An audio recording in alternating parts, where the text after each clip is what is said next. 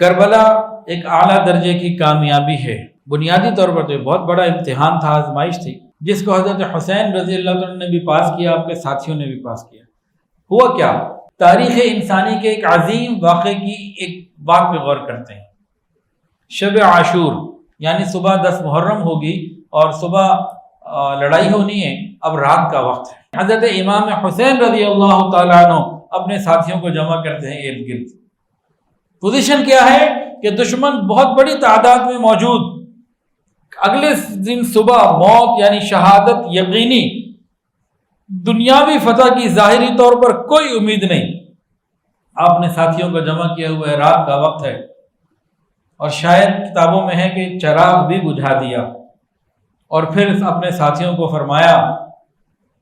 فرما کے کیا کہا سب سے کہ دیکھو ان کو صرف میری جان کی فکر ہے، ان کو صرف میری جان چاہیے، دشمن صرف میری جان کا پیاسا ہے. اگر ہم 72 ہیں تو 71 میں نہیں، صرف میری جان کا پیاسا ہے.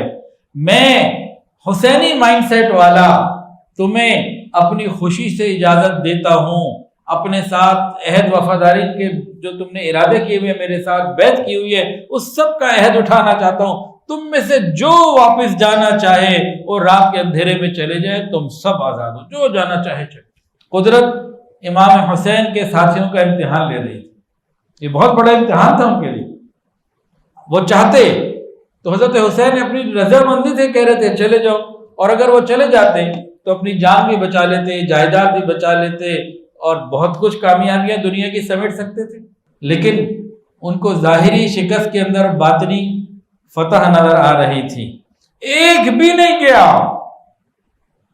بلکہ کیا انہوں نے کہا میں 70 مرتبہ بھی شہید کر دیا جائے تب بھی ہم آپ کو چھوڑ کے نہیں جانے لگے، بلکہ آپ کے ساتھ شہید ہو جانا اس سے بڑی اور سعادت کیا ہوگی.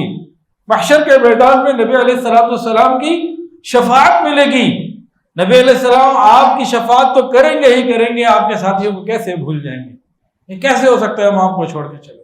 ہم کربلا کے واقعے میں عام طور سے ان لوگوں کا ذکر کرتے ہیں جو اہل بیت ہیں، صحابہ ہیں، ان کے ساتھی ہیں، جو پیدائشی ولی تھے. ہم اہل بیت اطہار کا عام طور سے ذکر کرتے ہیں، لیکن کربلا کے واقعے میں میرے لیے، آپ کے لیے، ہم سب کے لیے زندگی کو اگر خدا نہ خواستہ غلط ہے تو ٹھیک کرنے کی ایک بہترین رہنمائی بھی ملتی ہے. حضرت حسین اور ان کے ساتھی ساتھ آئے پورے سفر میں، وہ تو بے مثال لوگ تھے، لیکن ایک ایسا شخص بھی تھا جو ابتدائی درجے میں انتہائی بدبختی والے اس نے کام کیے، برے کام کیے، غلط کام کیے، لیکن ایک موقع آیا کہ وہ کامیاب ہو گئے. ان کا نام، میری مراد، حر بن یزید. حر بن یزید کون ہے؟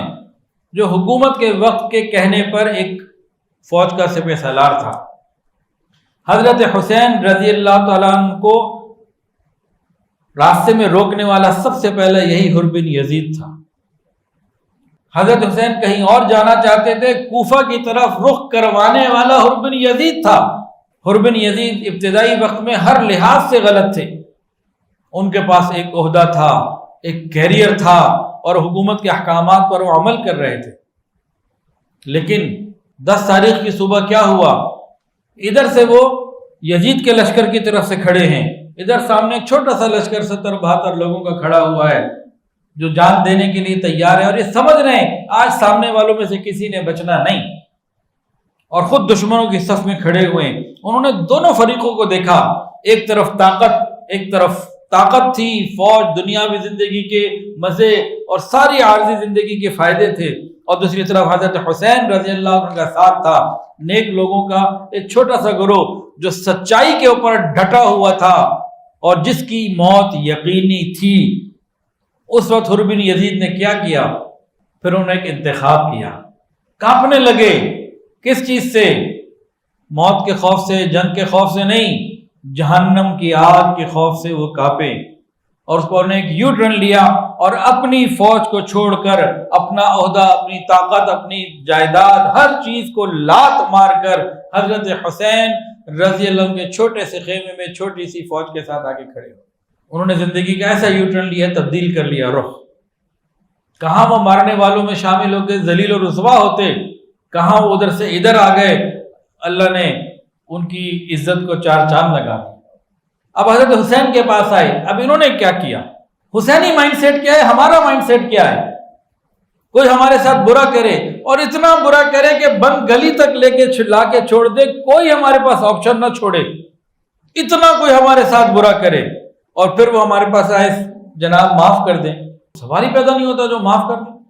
ہم تو گھر میں بیوی سے، بچوں سے، بھائیوں سے غلطی ہو جائے اس کو معاف نہیں کرتے. تو ایسے کیسے بندے کو معاف کرتے ہیں جو ہمیں ایسی بند گلی میں لے جائے جہاں سارے راستے بند ہو چکے ہوں، موت نظر آ رہی ہو. لیکن حر بن یزید توبہ کی نیت ہے کہ ادھر آئے. اب حسینی مائنڈ سیٹ کیا ہے؟ جو محمدی مائنڈ سیٹ. حضرت حسین جانتے تھے کہ نبی علیہ السلام نے ہمیشہ آنے والے کو معاف کیا ہے. استقبال کیا، جب سمجھ لیا وہ کیا کہہ رہے ہیں تو استقبال کیا اور ان کو فرمایا کہ اللہ تمہاری توبہ کو قبول کرے گا. تو حر کو اللہ تعالیٰ کی طرف سے بھی معافی ملی.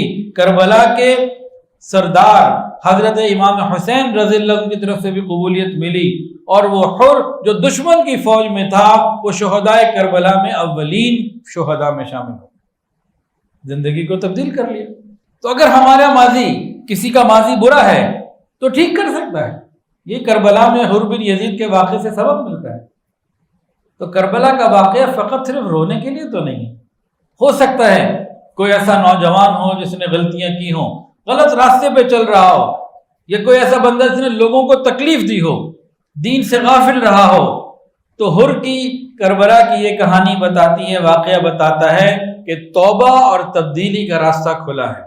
ویڈیو کے نیچے سبسکرائب کے بٹن پہ کلک کریں، بیل کے آئیکن پہ کلک کیجئے تاکہ ہر نئی ویڈیو کی نوٹیفیکیشن آپ کو مل جائے.